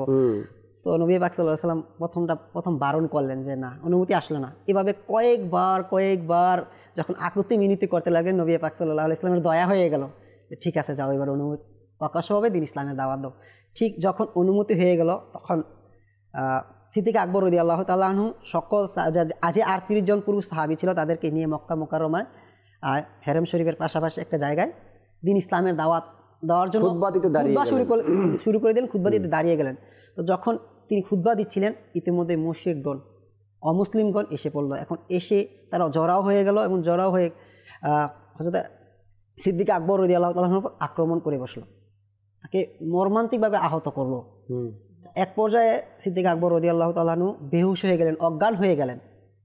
তো যখন তিনি অজ্ঞান হয়ে গেলেন, তার গোত্রের লোকেরা, তার বাড়ির লোকেরা, আর ওই সময়ে কিন্তু সিদ্দিক আকবর রাদিয়াল্লাহু তাআলা আনহু যেহেতু কুরাইশ বংশীয় এবং তিনি ছিলেন মক্কার অনেক বড় একজন ব্যবসায়ী, আভিজাত্যের অধিকারী এবং খুবই জ্ঞানী ছিলেন, বিচক্ষণ ছিলেন, তাকে সবাই সম্মান করত। তো ওই সময়ে তিনি রাদিয়াল্লাহু তাআলা আনহু হচ্ছেন যখন অজ্ঞান হয়ে গেলেন, তখন তার গোত্রের লোকেরা এসে তাকে নিয়ে গেলেন। বিকাল পর্যন্ত হয়ে গেল, তার জ্ঞান ফিরছে না। যখন তার বাড়িতে তিনি চলে গেলেন, নিয়ে গেলেন, সন্ধ্যার খুব আগ মুহূর্তে তিনি রাদিয়াল্লাহু তাআলা আনহুর জ্ঞান ফিরে আসলো। যখন জ্ঞান ফিরে আসলো, তখন সর্বপ্রথম তার জবান থেকে কি আসলো? তখন তার জবান মোবারক থেকে এই বাণী ফুটে আসলো যে আমার নবী সাল্লাল্লাহু তাআলা আলাইহি সাল্লাম কেমন আছেন, আমার বন্ধু কেমন আছেন। তো এই কথা শোনার সাথে সাথে তার গোত্রের লোকেরা তার প্রতি একটু হতাশ হলেন, বিরক্ত বোধ হলেন যে আরে যার জন্য সে এত আহত হলেন, মার খেলেন, অত্যাচারিত হলেন, সে তার কথাই জ্ঞান ফেরার পর তার কথাই বলছেন। তো তারা তাকে ছেড়ে চলে গেল। ভালোবাসা দেখে আরো অবাক হয়ে গেল যে তার ভালোবাসা কেমন ভালোবাসা, হায় আফসোস। তখন তারা চলে গেলেন। যখন তার জ্ঞান ফিরে আসলো, তখন তার আম্মাজান তাকে কিছু খাবারের জন্য বললেন যে বাবা তুমি সারা দিন কিছু খাও নাই, তোমার পেটে ক্ষুধা আছে, তুমি কিছু খাবার খাও। তখনও সিদ্দিক আকবর রাদিয়াল্লাহু তাআলা আনহু বলতে লাগলেন আমি কিছু খাবো না, ওই একটাই কথা যে আমার নবী কেমন আছেন। তো যখন বারবার এভাবে বলতে লাগলেন, তখন তার আম্মাজান বলেন আল্লাহর কসম আমি জানি না আপনার বন্ধু কেমন আছেন। তখন সিদ্দিক আকবর রাদিয়াল্লাহু তাআলা আনহু তার আম্মাজানকে বললেন যে আপনি উম্মে জামিল হযরতে ফারুক আজম রাদিয়াল্লাহু তাআলা আনহুর বোন, যে তার কাছে যান, তাকে গিয়ে জিজ্ঞাসা করুন যে আমার নবী কেমন আছেন, তিনি আমার নবীর খবর জানেন। তো ঠিক তখন তার আম্মাজান হযরত উম্মে জামিল রাদিয়াল্লাহু তাআলা আনহার বাসায় গেলেন। তার কাছ থেকে নবী পাক সাল্লাল্লাহু আলাইহি সাল্লামের খবর, যে নবী সাল্লাল্লাহু আলাইহি সাল্লাম কেমন আছেন, ওটা জানার চেষ্টা করলেন। তো এরপরেই নবী পাক সাল্লাল্লাহু তাআলা আলাইহি সাল্লাম আর যখন খবর জানতে চাইলেন, নবী পাক সাল্লাল্লাহু আলাইহি সাল্লাম উম্মে জামিল রাহমাতুল্লাহি রাদিয়াল্লাহু তাআলা আনহা বললেন যে আমি তো তিনিও একটু হিকমত অবলম্বন করলেন যে আমি তো জানি না, তো চলুন আপনার ছেলে, ওই সময় একটু ভয়ভীতি ছিল যে আমি ইসলাম গ্রহণ করছি, এটা যদি জেনে যায় হয়তো বা কোনো প্রবলেম করবে, আমাকে কষ্ট দিবে, মুশরিক বা অমুসলিম তাকে পাঠিয়েছে কিনা। তো সে এটা জানার জন্য হিকমত অবলম্বন করে বললেন যে ঠিক আছে আমাকে আপনার বাসায় নিয়ে চলুন, তিনি কাছাকাছি গিয়ে আমি কাছাকাছি যাই দেখে আসি, আপনার কারো মাধ্যমে সংবাদ দিবেন না, সরাসরি। তো কিন্তু যখন সামনে গেলেন, দেখলেন যে সিদ্দিক আকবর রাদিয়াল্লাহু তাআলা অনেক আহত, অনেক মর্মান্তিক অবস্থায় রয়েছেন। তো তখন তিনি বললেন যে আলহামদুলিল্লাহ, আল্লাহ নবী সাল্লাল্লাহু তাআলা আলাইহি সাল্লাম সুস্থ আছেন, ঠিক আছেন। সুবহানাল্লাহ। এটা বলে সিদ্দিক আকবর রাদিয়াল্লাহু তাআলা একটু স্বস্তি বোধ করলেন যে আল্লাহ আলহামদুলিল্লাহ। তারপরও খাবার খেতে রাজি না, তারপরও তার মা খাবার খেতে চাইলেন, তিনি খাবার খেলেন না। তিনি বললেন আমি এক ফোঁটা পানিও মুখে দিব না যতক্ষণ পর্যন্ত আমার নবী পাক সাল্লাল্লাহু আলাইহি সাল্লামকে নিজের চোখে না দেখব। সুবহানাল্লাহ, সুবহানাল্লাহ। তখন যখন যুদ্ধে শামিল হতেন, তখন তো অনেকেই শহীদ হয়ে যেতেন। তো তাদের যারা সাহাবিয়া ছিলেন, তাদের আওলাদ যারা ছিলেন, তারা শুনতে পেতেন যে আল্লাহ রাসূল সাল্লাল্লাহু আলাইহি সাল্লাম যুদ্ধ শেষ করে ফেরত চলে আসছে। তখন আল্লাহ রাসূল সাল্লাল্লাহু আলাইহি সাল্লামকে সুন্দর অবস্থায় দেখে, ভালো অবস্থায় দেখে, অক্ষত অবস্থায় দেখে তারা তাদের ওই স্বামীদের কথা ভুলে যেত। সুবহানাল্লাহ। আমরা স্বামী হারিয়েছি, ডাজন্ট ম্যাটার, এটা কোনো বিষয় না, আপনি তো ভালো আছেন, আপনার এই নুরানি চেহারা দেখে আমরা বাস আমরা সুস্থ আছি। তো এমনি ভাবে প্রত্যেক সাহাবায়ে কেরাম আলাইহিম রিদওয়ান যুগে যুগে এমন কিছু কিছু করে দিয়েছে যা আজকে ইতিহাসের পাতায় সোনালী অক্ষরে আর কি লিপিবদ্ধ হয়ে আছে। ইতিহাসগুলাই তো আজ আমাদের জন্য শিক্ষণীয় হয়ে আছে এবং আমাদের জন্য পথ প্রদর্শক। হয়তো তারা আজ আমাদের জীবনে আলহামদুলিল্লাহ, আমি তাদেরকে দেখা দেখি। মাইনুদ্দিন ভাইয়ের ঘটনা মনে হয় শেষ করতে পারেননি, আপনি কলও আছে কিছু, যদি শেষ করেন আমরা কলগুলো নিয়ে নেব। ঘটনা তারপরে কিন্তু সিদ্দিক আকবর রাদিয়াল্লাহু তাআলা আনহু উম্মে জামিল থেকে জিজ্ঞাসা করলেন যে আমার নবী পাক সাল্লাল্লাহু আলাইহি সাল্লাম এখন কোথায় আছেন? বললেন যে দারে আকরামের কাছে আছেন। সেখানে নবী সিদ্দিক আকবর রাদিয়াল্লাহু তাআলা চলে গেলেন। এখন নবী পাক সাল্লাল্লাহু আলাইহি সাল্লামকে যখন দেখলেন, তখন তিনি মুস্কি হাসে শুরু করে দিলেন যে আলহামদুলিল্লাহ। তখন নবী পাক সাল্লাল্লাহু তাআলা আলাইহি সাল্লাম এবং সিদ্দিক আকবর রাদিয়াল্লাহু তাআলার মধ্যে যে হৃদয় বিদারক একটি ঘটনা, সুবহানাল্লাহ। নবী পাক সাল্লাল্লাহু আলাইহি সাল্লাম সিদ্দিক আকবর রাদিয়াল্লাহু তাআলাকে দেখে জড়িয়ে ধরলেন। নবী পাক সাল্লাল্লাহু আলাইহি সাল্লাম চোখ মোবারক থেকে পানি এসে গেল। তো তখন জড়িয়ে দিলেন, আলিঙ্গন করলেন। তখন সিদ্দিক আকবর রাদিয়াল্লাহু তাআলাকে বলতে লাগলেন হ্যাঁ তুমি তো অনেক ব্যথিত, আহত হয়েছো, তখন সিদ্দিক আকবর রাদিয়াল্লাহু তাআলা ইয়া রাসূলুল্লাহ সাল্লাল্লাহু আলাইহি ওয়াসাল্লাম আমার কিছুই হয়নি, সামনে একটু ব্যথা পেয়েছি। আপনি তো ঠিক আছেন, আপনি তো ঠিক আছেন, সুবহানাল্লাহ। এটা বলে সিদ্দিক আকবর রাদিয়াল্লাহু তাআলার জন্য নবী পাক সাল্লাল্লাহু আলাইহি ওয়াসাল্লাম দোয়া করলেন এবং আলহামদুলিল্লাহ এভাবেই কিন্তু যে ভালোবাসার বহিঃপ্রকাশ ঘটলো আলহামদুলিল্লাহ। এবং এটা দেখে যেটা আপনি বললেন যে সিদ্দিক আকবর রাদিয়াল্লাহু তাআলা পুরুষের মধ্যে, যুবকের মধ্যে, বড়দের মধ্যে সিদ্দিক আকবর রাদিয়াল্লাহু তাআলা সর্বপ্রথম ঈমান গ্রহণ করেছেন। আর এরপর থেকেই যা তিনি দেখেছেন, যা তিনি সহ্য করেছেন, যা তিনি ধৈর্য ধরেছেন, সেটা ইসলামের এক ইতিহাস। কিছু কথা এ ব্যাপারেও জানাবো আপনাদের ইনশাআল্লাহ তাআলা। আগে দর্শকের কিছু কল শুনি আমরা, এরপরে বাকি কথাগুলো শুনবো আমরা ইনশাআল্লাহ তাআলা। যে কল শুনিয়ে দিই। আমি চট্টগ্রাম থেকে বলতেছি, আমার নাম সাজ্জাদ হোসেন। আমি একটা আমিরা আহলে সুন্নাতের মানকাবাত শুনতে চাই। আমার একটা জিন্দাবাদ, আমার মুর্শিদ জিন্দাবাদ। যদি সম্ভব হয় ইনশাআল্লাহ তাআলা শোনাবো আপনাদেরকে। আজ জুনায়েদ ভাই থেকে স্পেশাল কালামও শুনবো, যেহেতু সাহাবা একরামের আলোচনা হচ্ছে ইনশাআল্লাহ তাআলা। জি, পরবর্তী কল দেন। আমার নাম আব্দুল্লাহ হাসান, ঝিনাইদহ জেলা। আপনাদের চ্যানেলটা লাইভ দেখতেছিলাম, খুব ভালো লাগছে আলহামদুলিল্লাহ, অনেক শিক্ষণীয় বিষয় আছে। শুকরিয়া সাথে থাকার জন্য। পরবর্তী কল। আমি মোহাম্মদ আসলাম, দিনাজপুর থেকে বলছিলাম। আমি একটি কালাম শুনতে চাই। সেই দিন আসবে একবার আমি মদিনায় যাব, শুনিয়ে দিলে খুশি হয়েছি। কবে আসবে সেই দিন, অপেক্ষায় থাকতে হবে সেই দিনের জন্য। আল্লাহ তাবারক ওয়া তাআলা খুব তাড়াতাড়ি হয়তোবা ডাকবেন আমাদেরকে ইনশাআল্লাহ তাআলা। পরবর্তী কল দেন। আমি আলহাজ গাজী আব্দুর রশিদ, সিরাজগঞ্জ থেকে বলছি। আমি মাদানী সাহেবকে খুবই ভালোবাসি এবং সবসময় দেখি। আমার জন্য একটু দোয়া করবেন ইনশাআল্লাহ তাআলা। দোয়া করি আল্লাহ তাআলা ভালো রাখুক, সবসময় ভালো রাখুক, মাদানী চ্যানেলের সাথেই থাকেন। পরবর্তী কল। আমার নাম মাইমুনা, আমি শরীয়তপুর থেকে বলছি। আমি একটি নাচ শুনতে চাই। আমারই মনে বাসনা। সুবহানাল্লাহ। মাইমুনা শরীয়তপুর থেকে আমাদেরকে কল করেছেন, ছোট্ট মাদানী মুন্নি। আল্লাহ তাআলা ভালো রাখুক। পরবর্তী কল। আমি আনোয়ারা চট্টগ্রাম থেকে। আমার নাম ইয়ার মাহমুদ। আমার আম্মা ছেলে নিয়ে সবাই দাওয়াত ইসলাম টিভি আছে ঘরের মধ্যে দেখতেছে। দাওয়াত ইসলামের আমির আহলে সুন্নাত জামান বরকত আল্লাহ জান হায়াত তারা জোরে তিনি গেছিলেন যেন আমরা 80টাকে দড়ি লাগতে পারি। আমাদেরকে একটু দোয়া করবেন ইনশাআল্লাহ তাআলা। আল্লাহ তাআলা সবাইকে ভালো রাখুক, সবাইকে সুস্থ রাখুক, আর দাওয়াত ইসলামের দিনই কাজের সাথেই সবাইকে রাখুক। পরবর্তী কল দেন।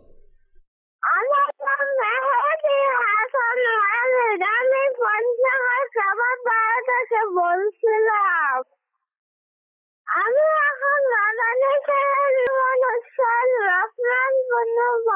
শুনতেছি, আমার খুব ভালো লাগে। আমি একটি নাচ শুনতে চাই। নাচটি হলো মদিনা আমার বাগান। মাশাআল্লাহ মাশাআল্লাহ। প্রিয় নবীর কোকিলামে কালাম আপনি শুনতে চেয়েছেন ইনশাআল্লাহ তাআলা। সাথেই থাকুন, শোনাবো আমরা। অনেকগুলো কালামের অনুরোধ এসেছে, আর আমার পক্ষ থেকেও জুনায়েদ ভাইকে একটি কালামের অনুরোধ ছিল। সাহাবা একরামকে নিয়ে যে মানকাবাত লেখা হয়েছে, এখান থেকেও যদি জুনায়েদ ভাই আমাদেরকে কিছু শুনিয়ে দেন, তবে আমি, দর্শক শ্রোতা সবাই ইনশাআল্লাহ তাআলা খুশি হব। জুনায়েদ ভাই কালাম আমরা শুনি, এরপরে আসবো আলোচনায়। সাল্লু আলাল হাবিব সাল্লাল্লাহু তাআলা আলা মুহাম্মদ সাল্লাল্লাহু তাআলা আলাইহি ওয়াসাল্লাম। আমারি মনে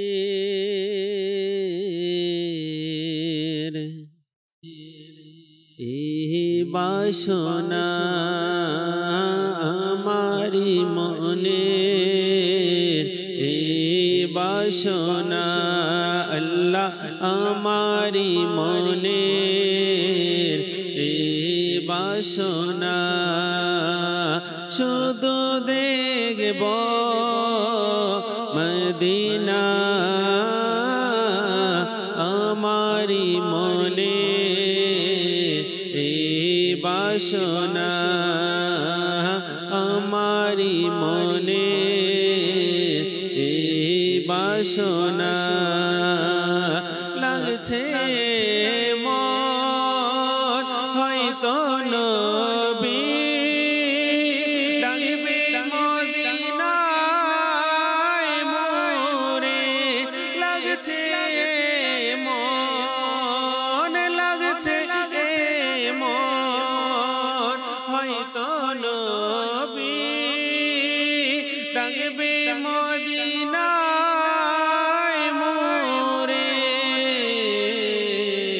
গিয়ে সে থায় হৃদয় ব্যথা, গিয়ে সে থায় ব্যথা দেখাবো আমি তারে আমারি মনে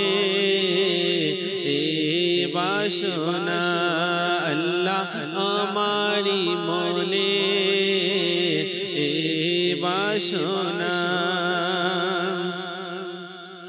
মরণ আমার হয় যেন গো সবুজ গম্বুজের নিচে আল্লাহ মরণ আমার হয় যেন গো সবুজ গম্বুজের নিচে ঘুরব কত দাঁড়ে দাঁড়ে ঘুরব কত দাঁড়ে দাঁড়ে শাহী সে দরবার ছেড়ে আমারি মনে বাসনা আমারি মনে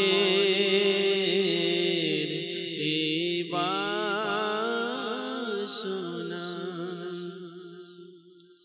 সেই দিন আসবে কে বার আমি মদিনায় যাব সেই দিন আসবে কে বার আমি মদিনায় যাব করতে রওজার দিদার করতে রওজার দিদার আমি মদিনায় যাব সেদিন আসবে কে বার আমি মদিনায় যাব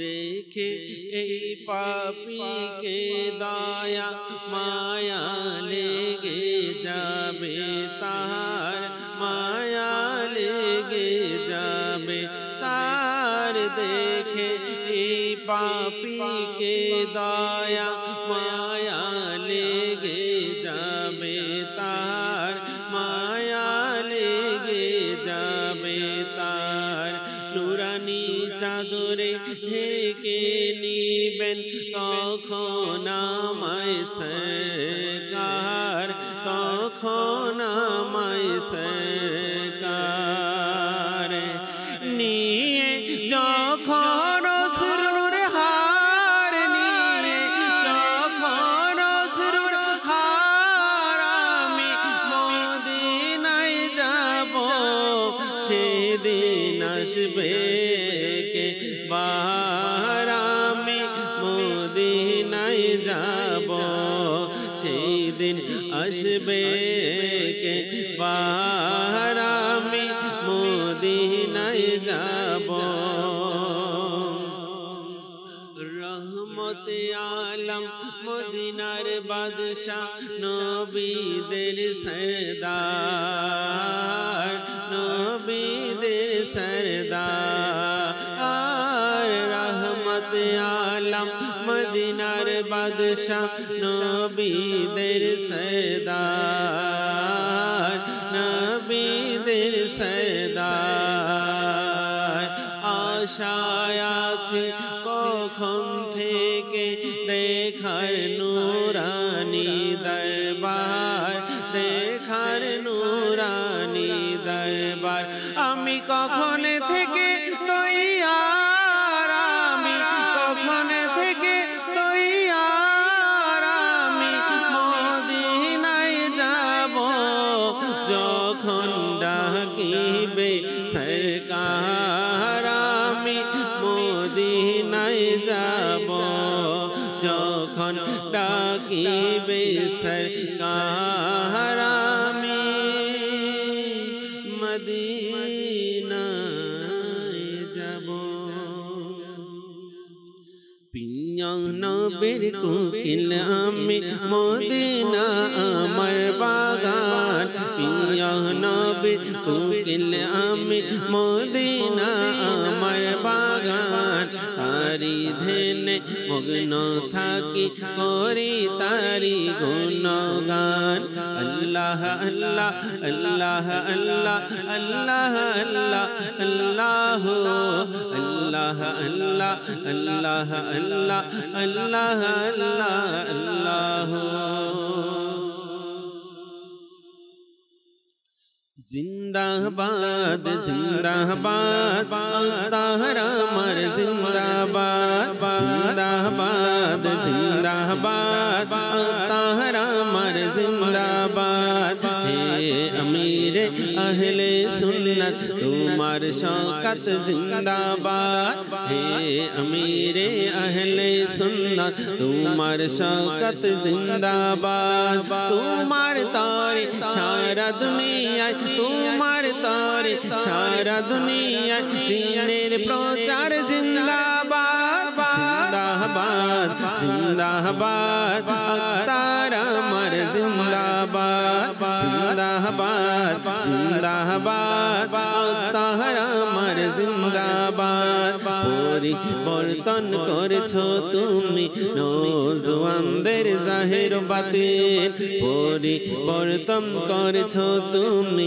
নওজওয়ানদের জাহির বাতিন তোমার চেহারা নূরের মতো তোমার শওকত জিন্দাবাদ জিন্দাবাদ জিন্দাবাদ তাহার আমার জিন্দাবাদ জিন্দাবাদ জিন্দাবাদ তাহার আমার জিন্দাবাদ আহা সকল সুন্নি যদি তোমার আদর্শ দেখিত আহা সকল সুন্নি যদি তোমার আদর্শ দেখিত খোদার কাছে প্রিয় হতো খোদার কাছে প্রিয় হতো পাইতো তারা জিন্দাবাদ জিন্দাবাদ জিন্দাবাদ তারা আমার জিন্দাবাদ জিন্দাবাদ জিন্দাবাদ তারা আমার জিন্দাবাদ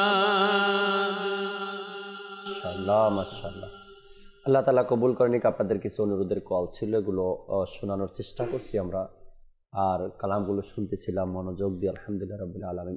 আমরা যে আলোচনা করছিলাম দর্শক শ্রোতা, সাহাবায়ে কেরাম আলাইহিমুর রিদওয়ানের নবী প্রেম যা ছিল তাদের অন্তরের মধ্যে, এগুলো নিয়েই কথাগুলো শুনতেছিলাম আমরা।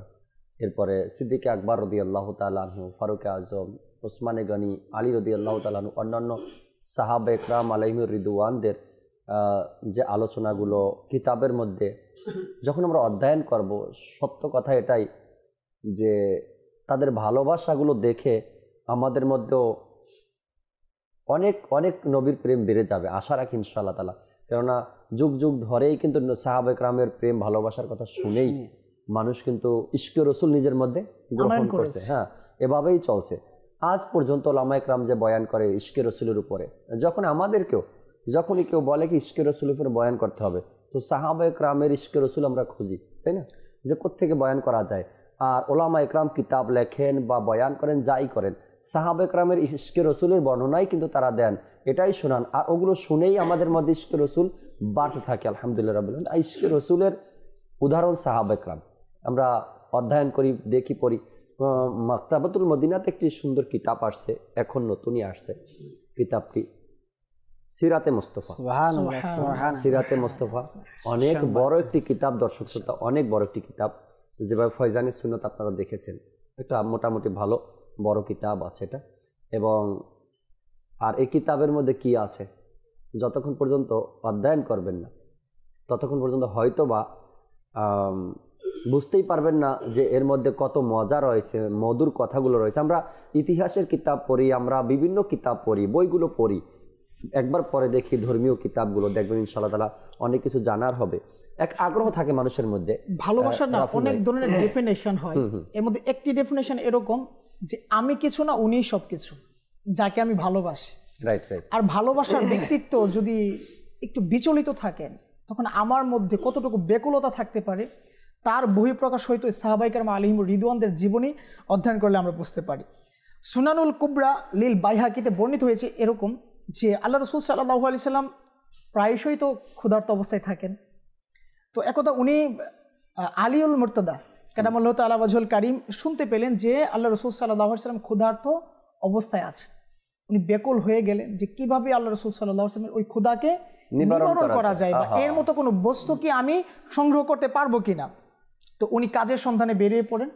তো এক অবস্থায় উনি এক অমুসলিমের বাগানে পৌঁছালেন, আর সেখানে একটি কূপ ছিল যেখান থেকে 17 বালতি পানি উঠানোর একটা চুক্তি হলো। আচ্ছা, চুক্তির রেজাল্ট কি, এর বিনিময়ে ওই লোক ওই অমুসলিম তাকে খেজুর প্রদান করবে, এক এক বালতির জন্য এক একটি খেজুর দিবে। তো উনিও রাদিয়াল্লাহু তাআলা আনহু তাই করলেন। উনি 17 বালতি একে একে উঠালেন। উঠানোর পরে যিনি অমুসলিম ছিলেন বাগানের মালিক, উনি ওনার সামনে অনেকগুলো খেজুর রাখলেন যে আপনার ইচ্ছা বাস নিয়ে নিন। তখন উনি রাদিয়াল্লাহু তাআলা আনহু বাস 17টাই নিয়ে নিলেন। আল্লাহু আকবার।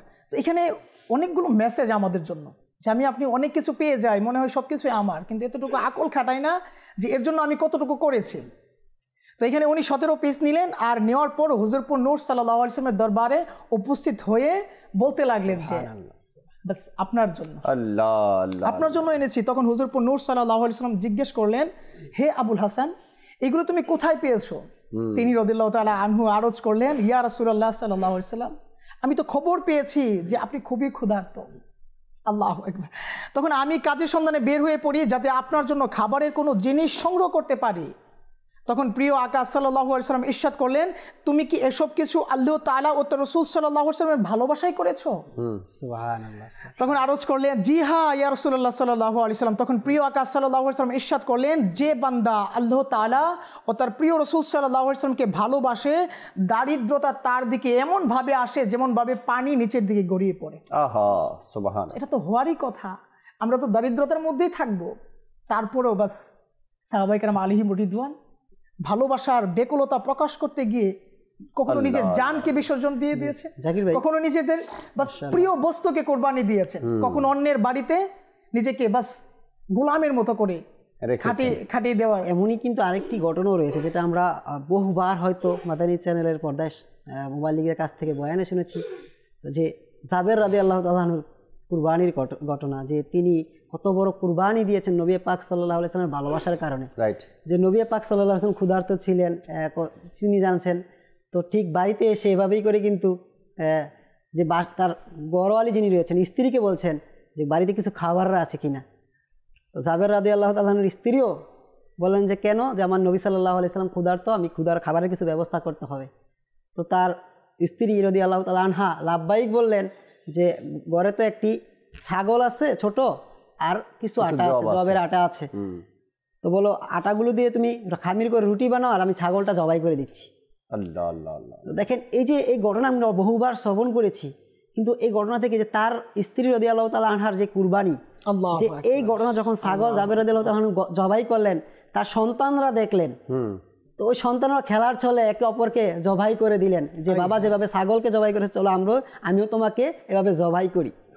তখন জবাই হয়ে গেলেন, তখন তার স্ত্রী দেখলেন যে বড় ছেলে ছোট ছেলেকে এভাবে জবাই করে দিয়েছে, তো যিনি একটু দৌড়ে গেলেন, বড় সন্তানও ভয় পেয়ে ছাদ থেকে পড়ে গেল দৌড় দিয়ে, পরে দুনো সন্তান শহীদ হয়ে গেল। তো ওই সময়টাতে কেমন মর্মান্তিক একটা অবস্থা, দুইটা সন্তান একই সাথে দুনিয়া থেকে বিদায় নিল। ওই বিরহ অন্তরে চাপা রেখে নবী পাক সাল্লাল্লাহু আলাইহি সাল্লামের মহাব্বতে ভালোবাসায় মেহমানদারির ব্যবস্থা ঠিকই করলেন, এবং কাউকে এটা বুঝতে দিলেন না, এবং কি আপন স্বামীকেও বললেন না যে আমার সন্তানরা ইতিপূর্বে দুনিয়া থেকে চলে গিয়েছে। এর একটা সার্টিফাই এরকম যে হুদাইবিয়া সন্ধির সময় হযরত সাইয়েদনা উরওয়া বিন মাসউদ রাদিয়াল্লাহু তাআলা আনহু, তখন উনি ইসলাম গ্রহণ করেননি, তখন উনি এভাবে বর্ণনা করতে লাগলেন আল্লাহ রাসূল সাল্লাল্লাহু আলাইহি সাল্লামের সাহাবায়ে কেরাম আলাইহিম রিদওয়ানের শান শওকত, কতটা তাজিম করেন আল্লাহ রাসূল সাল্লাল্লাহু আলাইহি সাল্লামকে একজন সাহাবায়ে কেরাম। তো উনি বলতে লাগলেন যে আমি অনেক শহরে গিয়েছি, আমি এত এত শহরে গিয়েছি, এত এত বাদশাহিত্ব দেখেছি, এত এত প্রজা দেখেছি, কিন্তু কোনো প্রজাকে এইভাবে তার বাদশাকে আদব করতে, ভক্তি করতে, মান্য করতে দেখিনি। আল্লাহু আকবার। তখন উনি এইভাবে বর্ণনা করতে লাগলেন যে হযরত সাল্লাল্লাহু আলাইহি ওয়াসাল্লাম এর যেই সাহাবায়ে কেরাম আলাইহিমুর রিদওয়ান ছিলেন, তারা যখন হুজুরপুর নূর সাল্লাল্লাহু আলাইহি ওয়াসাল্লাম থুতু ফেলতেন, থুতু মোবারক, তা নিয়ে বাস হাজির হয়ে যেতেন তা সংগ্রহ করার জন্য। একজন সাহাবায়ে কেরাম আলাইহিমুর রিদওয়ান তার থুতু মোবারককেও কি মাটিতে ফেলতে দেয়নি।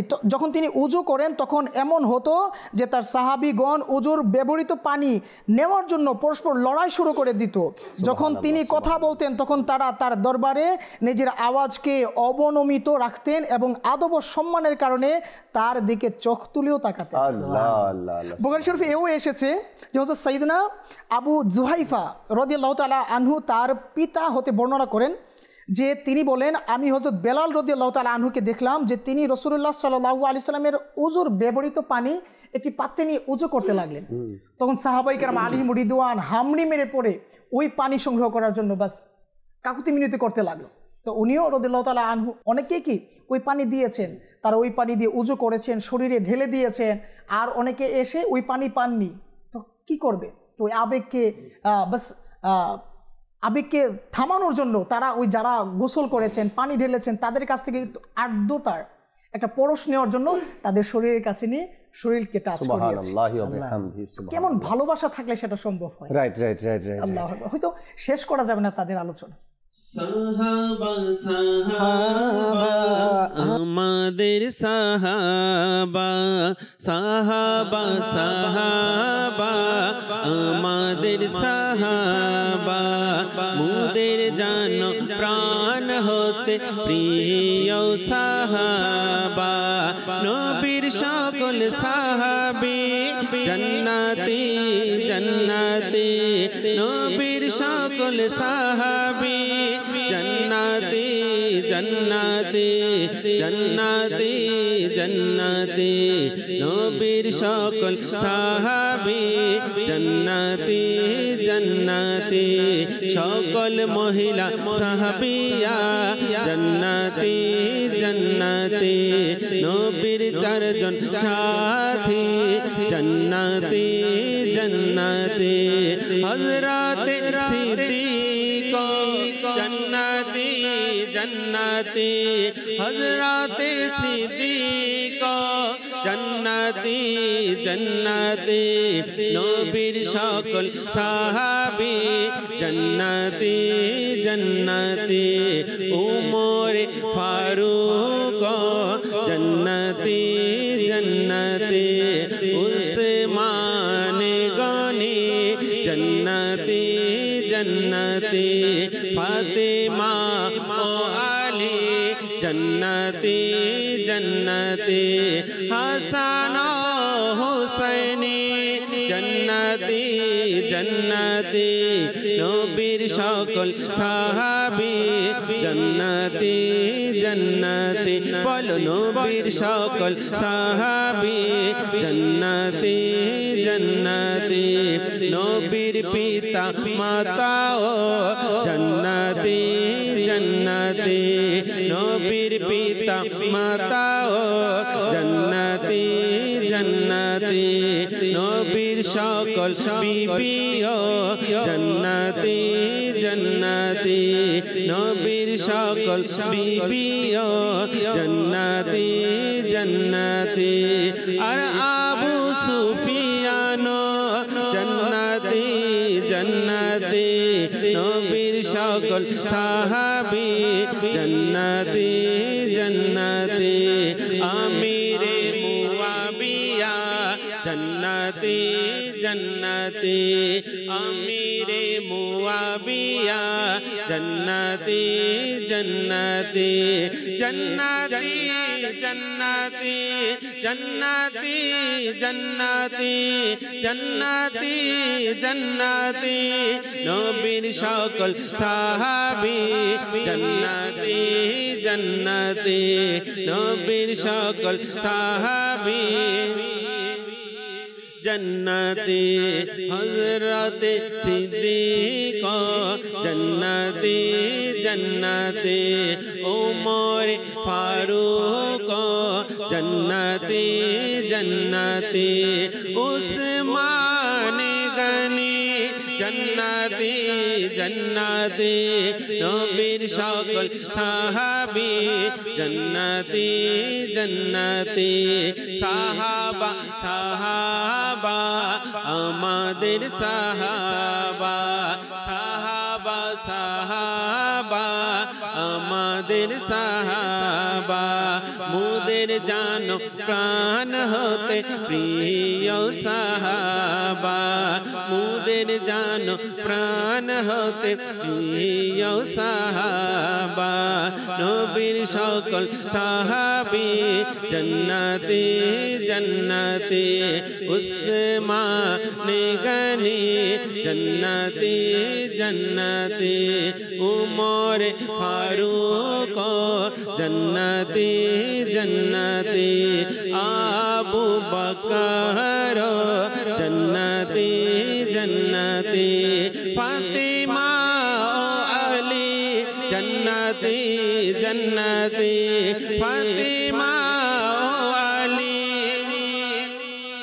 জান্নাতি নবীর সকল সাহাবী জান্নাতি জান্নাতি আমিরে মুআবিয়া জান্নাতি জান্নাতি আমিরে মুআবিয়া জান্নাতি জান্নাতি জান্নাতি জান্নাতি জান্নাতি জান্নাতি জান্নাতি জান্নাতি জান্নাতি জান্নাতি নবীর সকল সাহাবী জান্নাতি জান্নাতি নবীর সকল সাহাবী জান্নাতি জান্নাতি নবীর পিতা মাতাও জান্নাতি জান্নাতি নবীর পিতা মাতাও জান্নাতি জান্নাতি আমিরে মুআবিয়া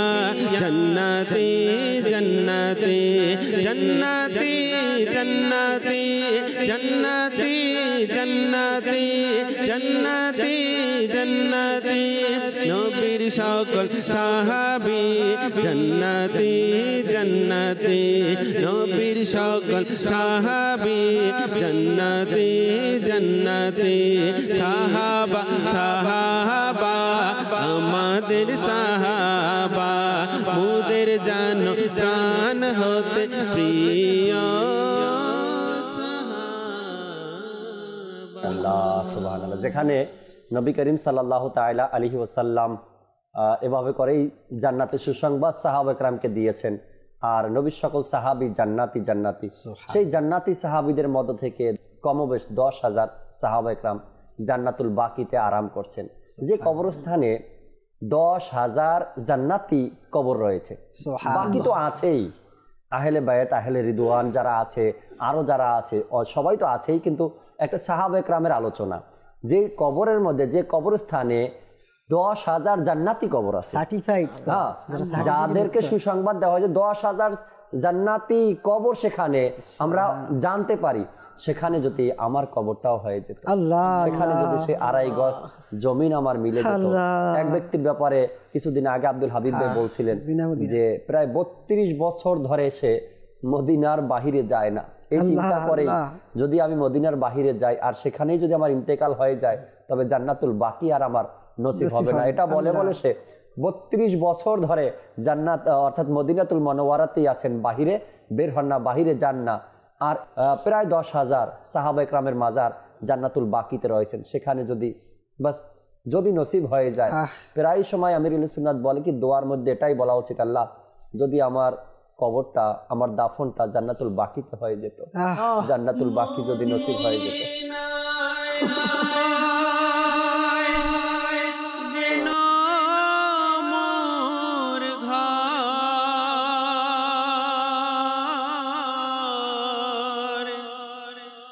বাকিতে হয় যেন কবর,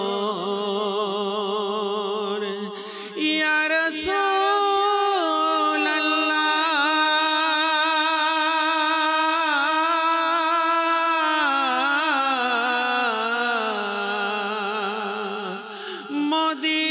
মদিনায়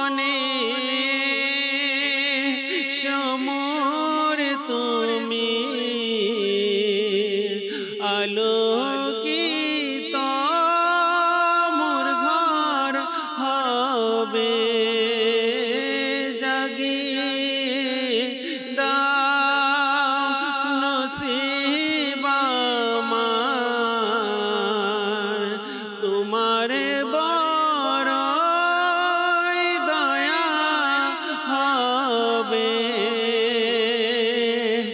বেকুল হয় হে দুঃখীরা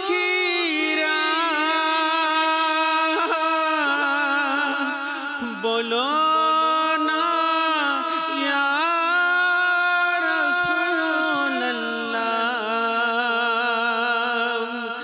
বেকুল হয় হে দুঃখীরা বলো না ইয়া রাসূলুল্লাহ তোমাদের সব বিপদ আপদ মুহূর্তে দূর হয়ে যাবে মরিতে চাই আমি আকা সবুজ গুম বজের নিচেতে স্বদেশে মরিলে কি হবে তখন ইয়া রাসূলুল্লাহ স্বপনে সমর তুমি আলোকিত মোর ঘর হবে জাগিয়ে দাও নসিব আমার তোমার বড়ই দয়া হবে। আল্লাহ তাবারক ওয়া তাআলার দরবারে দোয়া করি সবাই যাতে করে সাহাবে কেরাম আলাইহির রিদওয়ানের অন্তরে যে ভালোবাসা ছিল, দিনের পর দিন না খেয়ে নবী করিম সাল্লাল্লাহু আলাইহি সাল্লামের দরবারে পড়ে থাকতেন, এমন কোনো সাহাবী যে একদিন আগেও ঈমান গ্রহণ করেছে, তার মধ্যেও এমন প্রেম ছিল নবী করিম সাল্লাল্লাহু আলাইহি সাল্লামের শরীর মোবারকে যেন একটা পিঁপড়াও উঠতে না পারে, এমন ভালোবাসা তাদের মধ্যে ছিল।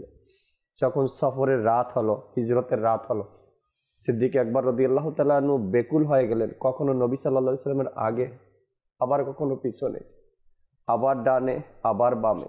হুজুর সাল্লাল্লাহু আলাইহি সাল্লাম জিজ্ঞাসা করলেন, সিদ্দিক আকবর এমন কেন করছো? কখনো আগে কখনো পিছনে, আবার কখনো ডানে কখনো বামে। ইয়া রাসূলুল্লাহ ভয় হয়, না জানি আমি যখন সামনে থাকবো আপনার পিছন থেকে শত্রু বাহিনী এসে আপনাকে তীর মারে, আবার যখন পিছনে চলে আসে মনে হয় সামনে থেকে তীর মারবে আপনাকে, আবার যখন ডানে যাই মনে হয় বাম থেকে মারবে। এভাবে ভয় হয় আমার, এ কারণে আমি বারবার আমার স্থান পরিবর্তন করতে থাকি। যেতে যেতে গুহার মধ্যে গেলেন, গিয়ে দেখেন সেখানেও ছিদ্র, সাপে কামড় দেয় কিনা ভয়ে কত পরিশ্রম সেখানে সিদ্দিক আকবর করেছেন, শেষ পর্যন্ত নিজেই সাপের কামড় খেয়েছেন। আর কিতাবের মধ্যে বলা হয় সেই বিষের কারণেই পরবর্তী টাইমে তার ইন্তেকাল হয়েছে। আর বিষের কারণে সিদ্দিক আকবর রাদিয়াল্লাহু তাআলা আনহুর শরীর মোবারক রং পরিবর্তন হয়ে গিয়েছে। কষ্ট সহ্য করতে না পেরে অজান্তে নিজের চোখ থেকে নবী করিম সাল্লাল্লাহু আলাইহি সাল্লামের গাল মোবারকে পানির ছিটা পড়েছে, চোখের পানির। আমার নবীর চোখ খুলে দেখেন সিদ্দিক আকবর রাদিয়াল্লাহু তাআলা আনহু কান্না করছে। আমার নবীও বেকুল হয়ে গেলেন, কি হয়েছে, কান্না কেন করছো? ইয়া রাসূলুল্লাহ সাপ মনে হয় আমাকে কামড় দিয়েছে, এ কারণে। সাপও তো দেওয়ানা ছিল, সাপও তো আশিকের রাসূল ছিল, 1000 বছর ধরে এই গুহার মধ্যে অপেক্ষা করছে। সে বনি ইসরাইলের কিতাবই থেকে, কিতাব অধ্যয়ন যারা করেছে তাদের থেকে শুনেছে আখিরি জামানার নবী সাল্লাল্লাহু আলাইহি সাল্লাম এই গুহায় অবস্থান করবে। সেও তো আশিক ছিল আমার নবীকে দেখার জন্য, সে অপেক্ষায় ছিল কি করবে। তখন সিদ্দিক আকবর রাদিয়াল্লাহু তাআলা আনহু পায়ের মধ্যে কামড় দিয়েছে। যাই হোক, সাহাবা একরাম আলাইহির রিদওয়ানদের সে ভালোবাসার সদকায় আল্লাহ তাবারক ওয়া তাআলা কমপক্ষে আমাদের নসিবে, আমাদের ভাগ্যে মদিনা লিখে দেখ, মদিনায় সফর, মদিনায় যাওয়া, মদিনায় জিয়ারত করা, প্রেম ভালোবাসা, সেখানে গিয়ে আরো যেন আমাদের অন্তরে নবীর প্রেম বেড়ে যায়। আল্লাহ তাআলা সে তৌফিক আমাদেরকে দান করুক। জি, কিতাবে বর্ণিত হয়েছে সিদ্দিক আকবর রাদিয়াল্লাহু তাআলা আনহু প্রায় বিশাল শরীফের কাছাকাছি অবস্থায়, তখন উনি ওনার প্রিয়তমা সন্তানকে এইভাবে ইরশাদ করতে লাগলেন যে আজকে কি বার? আহা, তখন মা আয়েশা সিদ্দিকা রাদিয়াল্লাহু তাআলা আনহা ইরশাদ করলেন সোমবার। তখন উনি বলে বলে আল্লাহ তাআলার দরবারে ফরিয়াদ করতে লাগলেন যে এই দিন যদি আর পার না হতো, এই দিনে যদি আমি বিদায় নিয়ে যেতে পারতাম, তাহলে হয়তো আমার প্রিয় নবী সাল্লাল্লাহু আলাইহি ওয়াসাল্লামের যেই তারিখে বিদায় হয়েছিল জাহিরি ভাবে দুনিয়া থেকে, ওই দিনটাতেই আমি কি বিদায় হতে পারতাম। এরকম আশিকে আকবর ছিলেন এক একজন সাহাবী, আশিকে রাসূল ছিলেন এক একজন সাহাবী। আল্লাহ রাসূল সাল্লাল্লাহু আলাইহি ওয়াসাল্লাম ইরশাদ করেন যে আমি মিরাজের সময় যখন আসমানের এক একটা আসমান অতিক্রম করতে লাগলাম, তখন আমি আসমানে আমার নামের সাথে ওই সিদ্দিক আকবর রাদিয়াল্লাহু তাআলা আনহুর নাম মুবারক দেখতে পাই। সুবহানাল্লাহ, সুবহানাল্লাহ। কেমন ভালোবাসা থাকলে সেটা সম্ভব। আল্লাহ তাবারক ওয়া তাআলা আমাদেরকে সাহাবা ইকরামের প্রেম ভালোবাসা অধ্যয়ন করা, দেখা, পড়া সে তৌফিক দিয়ে। আজকে সময় একেবারে শেষের দিকে চলে আসছি। আবার ইনশাআল্লাহ তাআলা রহমতপূর্ণ এই প্রবাতে সাহাবা ইকরাম আলাইহিমুর রিদওয়ানদের আরেকটা দিক নিয়ে আমরা আলোচনা করার সেই সুযোগ পাবো ইনশাআল্লাহ তাআলা। আশা রাখি দর্শক শ্রোতা আমাদের সাথে থাকবেন।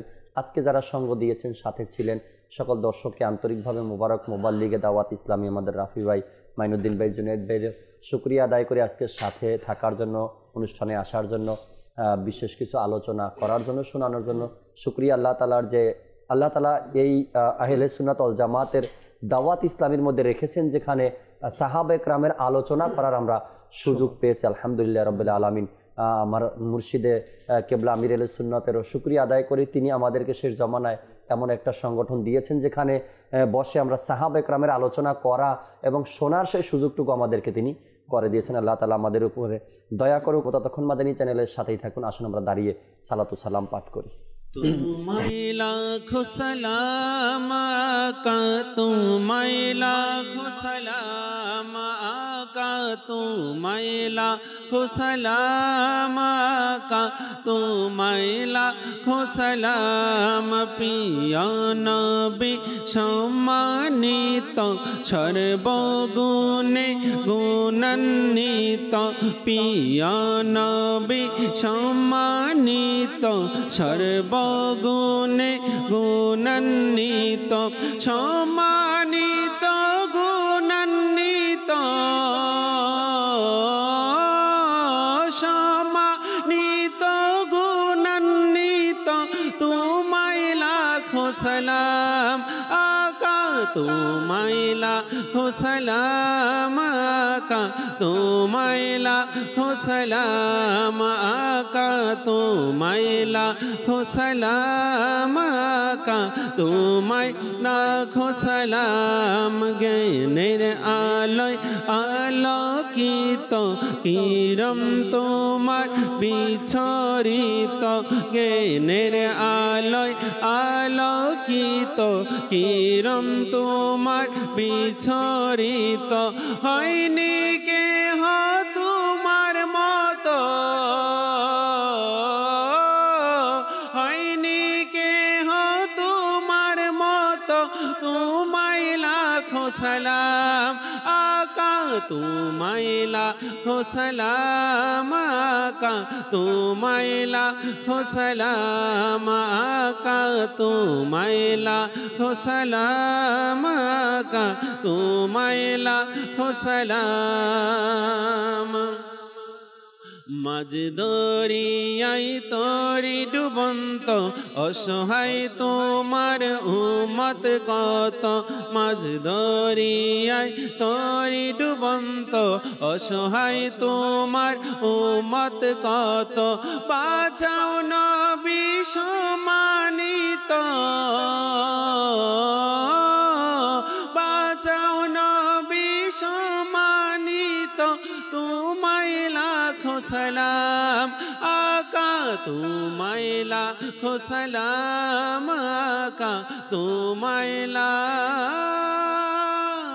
সালাম।